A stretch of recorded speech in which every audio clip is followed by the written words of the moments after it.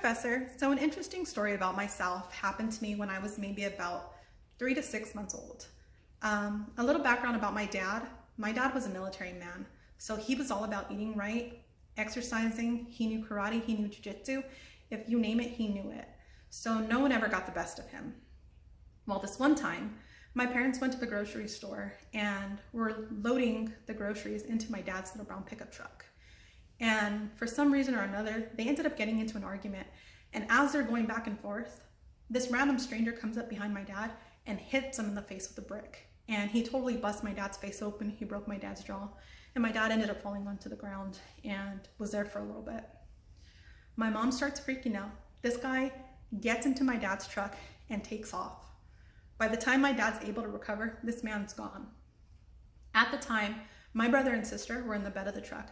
And this was before, like, there was all those rules about, having seatbelts and stuff like that. And that told you that you couldn't be back there without anything like that. Well, they were back there. And as they're seeing this guy, make a break for it, at the first opportunity they could, they jumped out of the truck. And so they ended up rolling on gravel and they completely scraped the first layer of skin off their arms and their legs and parts of their body. But they were able to get away. It wasn't until maybe about 5 or 10 minutes later that this man was, I guess, trying to get onto the freeway. That's what the police say. And might have looked over his shoulder and realized there are kids in the car.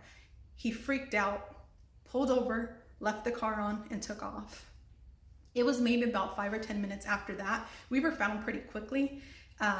But that's when they were able to, I guess, like, rescue us or something like that.